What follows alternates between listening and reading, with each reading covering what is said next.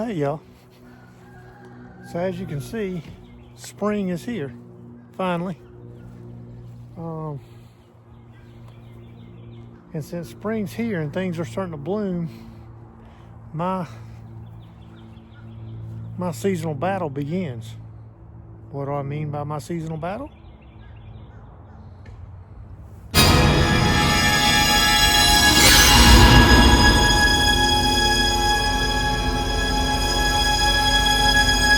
Yep, that's my culprit right there. There's the culprit. All season I'm going to end up having to find ways to block her from eating all the stuff. Now, if you go back far enough and you look through the early part of the videos, there's been plum trees here planted before. Had plums planted, they gone. They were right over here. As you can see, there's nothing left of those. Fortunately, the lemon tree here, she don't touch unless she's extremely desperate, and that don't happen too often. So that doesn't. Now the mulberries, they're blooming again, as you can see, and one's dead. That's the one that used to be right here. Right here. Is that the old stump? I can't tell. It was right in here somewhere, but these other ones survived. And between, well, Gertrude's the primary destructionist, and the secondary destructionist. Hold on, I'll show you who it is.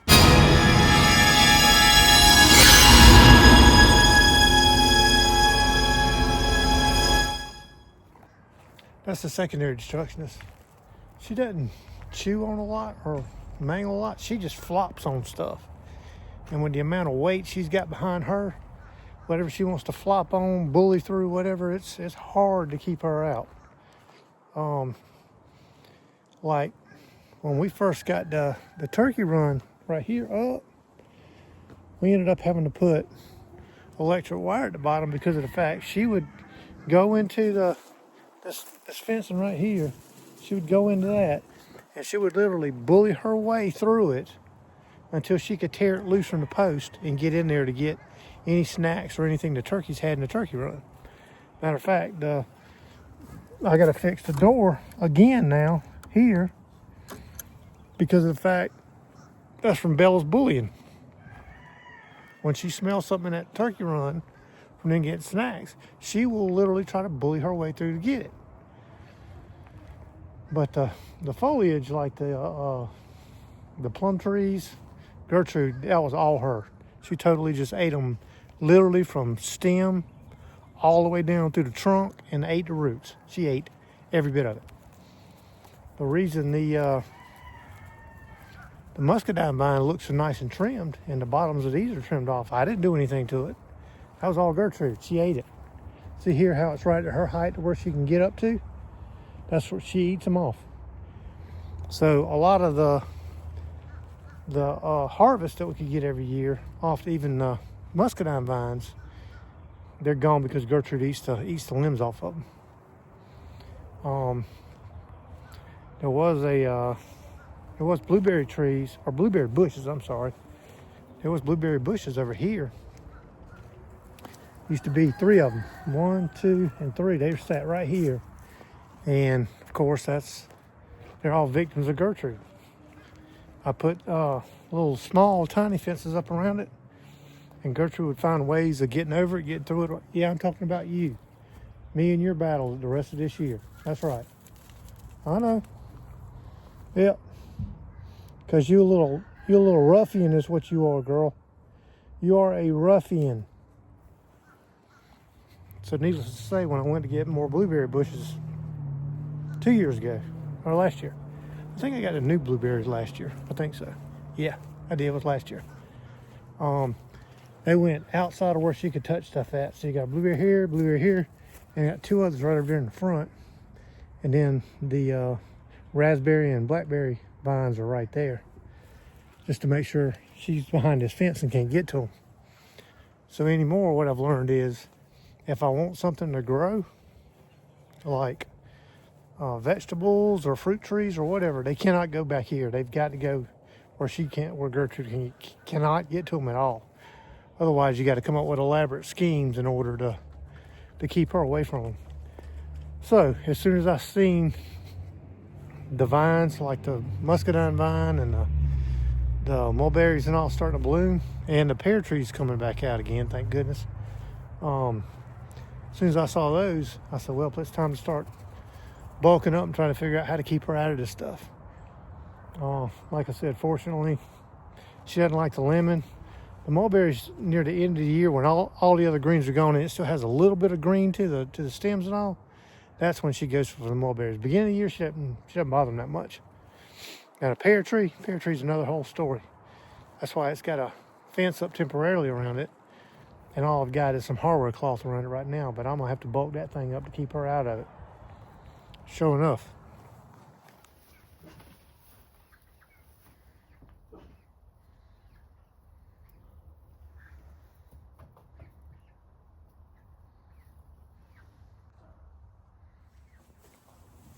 All right, we ain't got too long left on the baby chicks to where we can actually get them up and get them moved in with the big girls. We don't have long at all. They're up a good size enough now to where I really truthfully wouldn't mind moving them now. The only thing is I want them to kind of get the 16 weeks in with the starter feed, just to make sure that they're good and healthy before I move them in there. And that's really the only thing holding them back right now is I want to finish them out on the starter feed. And once I do, once this is gone, I'll go ahead and shuffle them in with the big girls.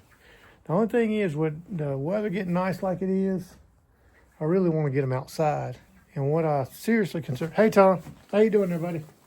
What's going on there, bud? Huh? How you doing? What I seriously considered doing was just taking and shutting the turkey run door right here. Shutting the turkey run door, leaving the turkeys inside, and bringing the baby chicks out here. Well, they ain't really babies anymore, y'all. But bringing the new chickens out here and letting them run around out here in the turkey run. And then the more I thought about it, I said, you know what? Unfortunately, chickens, they kind of carry that blackhead disease. They'll end up making the turkeys sick, possibly killing them. Which really, it doesn't affect chickens. It kills turkeys. So I really don't want any cross contamination of the chickens in the turkey run, and then have Tom or a little bit go out there and get in that mess and end up getting that disease and it killing them. I mean, that's just, it's unlikely it would happen, but the possibility's still there. So I don't want to take a chance. So I am not gonna mix the turkeys and the chickens together in any way whatsoever. I don't want to take the chance. I'd love to get them outside, but I think I can wait, another 2-3 weeks and just keep them on the feed they own, leave them right here for right now, and then once I get through with the feed, move them over with the big girls and let them start actually getting out in the chicken run itself. I think that's the best way to go. All right, let me get these eggs in here real quick.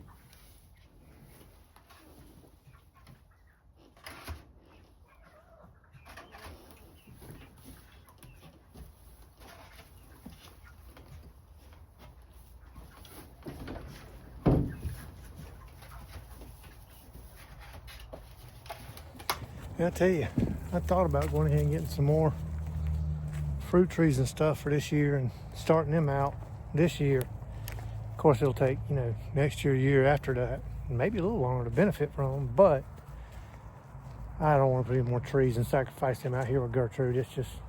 It's too much of a fight. It's too aggravating. It's too much of a hassle.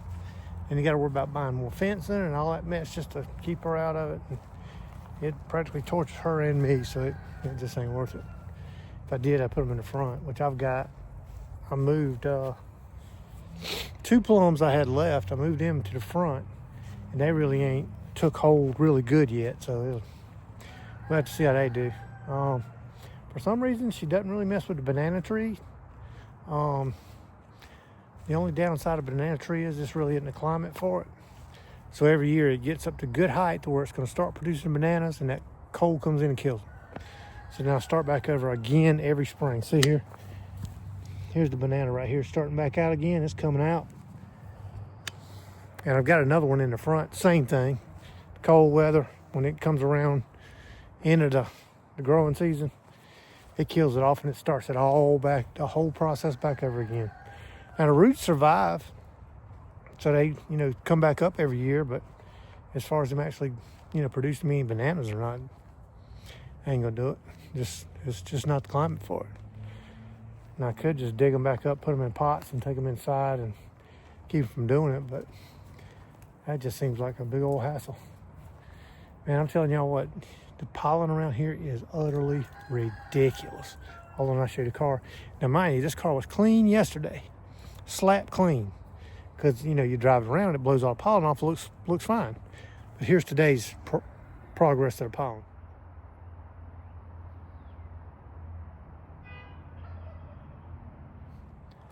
Tell me that ain't nuts. It's pretty bad. The only good thing that I can say about the pollen is you see a lot of the big honeybees out now, which is a good thing. Which I gotta say, I seriously thought about getting or starting a hive for some honey, but I don't know, man. To me, that seems a little dangerous. So I'll mull that one around this year, maybe next year or something. I might try it. I don't know. It seems like it'd be beneficial, but I don't know.